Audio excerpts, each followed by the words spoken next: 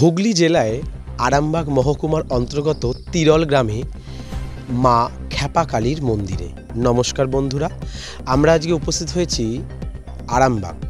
117 kilometre অতিক্রম করে আমরা আজকে উপস্থিত হয়েছি মা খ্যাপাকালীর মন্দিরে।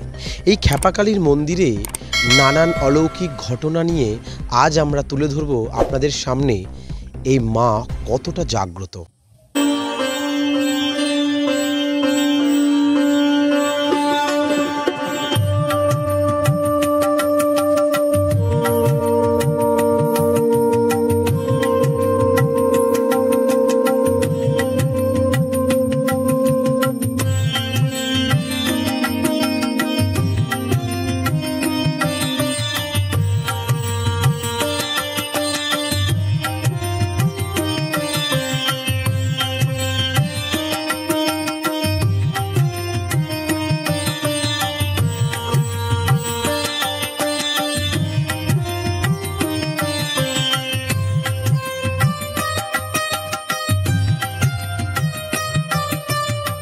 তিরলের মা খ্যাপাকালী, যার মাহাত্ম্য শুনলে গায়ে কাঁটা দিয়ে উঠবে।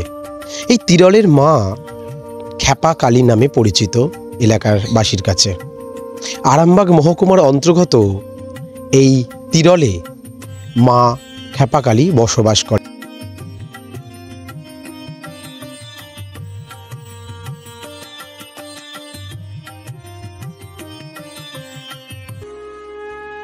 এখানকার অধিষ্ঠিত দেবী আসলে সিদ্ধেশ্বরী কালী। মানসিক ভারসাম্যহীন রোগীদের এখানে সুস্থতার জন্য নিয়ে আসা হয় বলে মাকে খ্যাপাকালী নামে ডাকা হয়। কথিত আছে জগজ্জননী মা শারদামণি তিনি সশরীরে এই স্থানে এসেছিলেন। তার বৌদির মানসিক ভারসাম্যহীন হয়ে পড়েছিলেন।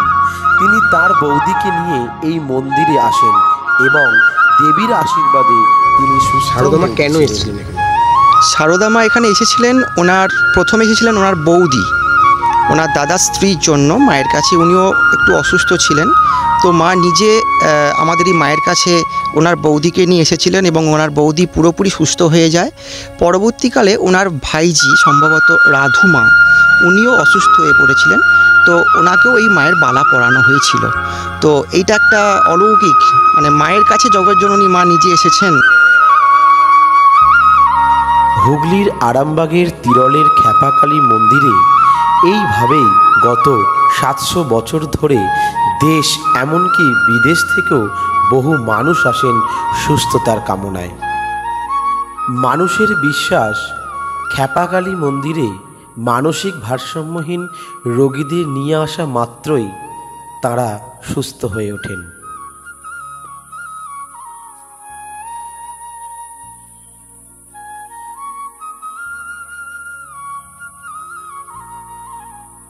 স্থানীয় এলাকাবাসী এবং জমিদার চক্রবর্তী পরিবারের থেকে জানা যায়, এক সাধু দেবীর পূজা করতেন, কিন্তু তিনি যখন পরলোক গমন করলেন তখন তাকে দেবী স্বপ্নাদেশে দেন পুজোর দায় দায়িত্ব তিরলের তৎকালীন জমিদার চক্রবর্তী পরিবারের হাতে তুলে দেওয়ার জন্য। তারপর থেকেই তিরলেই পূজিত হয়ে আসছেন দেবী খ্যাপাকালী অর্থাৎ সিদ্ধেশ্বরী মা।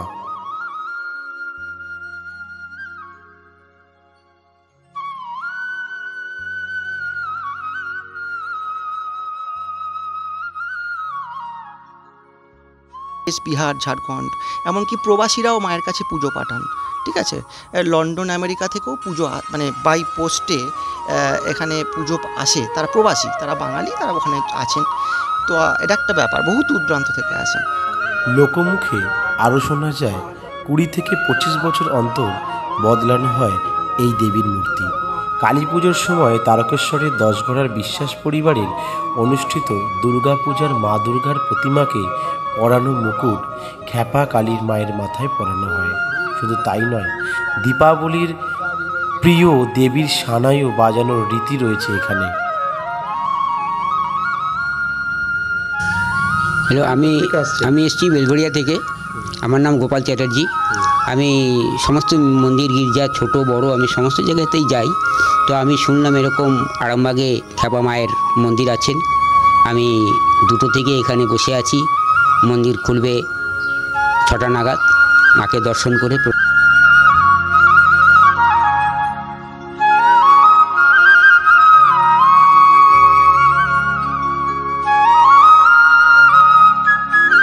এই মন্দির তিরলের জমিদার বাড়িতে প্রতিষ্ঠিত।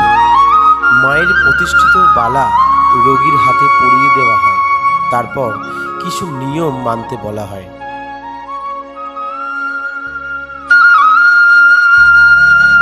ভারতের বিভিন্ন জায়গা তো বটেই, মানসিক ভারসাম্যহীন রোগীকে সুস্থ করতে বিদেশ থেকে তাদের আত্মীয়রা এখানে নিয়ে আসেন।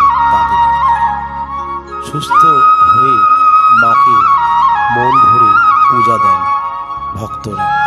মা যেন ভক্তদের কৃপা করার জন্য সর্বদাই বিরাজমান হয়ে মন্দিরের মধ্যে বিরাজ করছেন। এই যে ছোট্ট চৌকো জায়গাটি দেখতে পাচ্ছেন মন্দিরের পাশেই, ঠিক পিছন দিকে যে পুকুরটি আছে, এই পুকুর থেকে স্নান করে এসেই ঠিক এই জায়গাতেই ওই বালা পরানো হয়, মায়ের আশীর্বাদের বালা।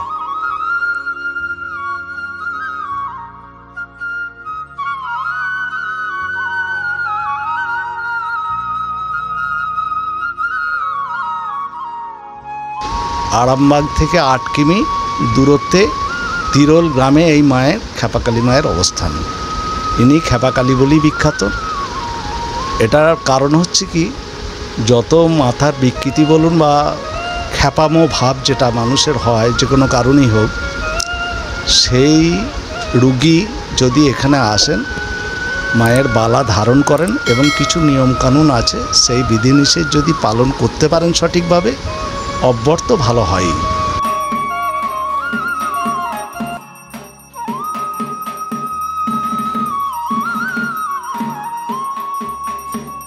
সামনে যে পুকুর দেখতে পাচ্ছেন, এই পুকুর থেকে মানুষ চান করে এসে এই মন্দিরের সামনে এসে বালা পড়েন, তারপর মায়ের কাছে প্রার্থনা করেন। একজন মানসিক রোগী কিভাবে সুস্থ হতে পারে তারই নিদর্শন হয়তো এই তিরলের খ্যাপাকালী মা। ক্যামেরায় শুভজিতের সাথে অরিন্দম, বিপি নিউজ বাংলা।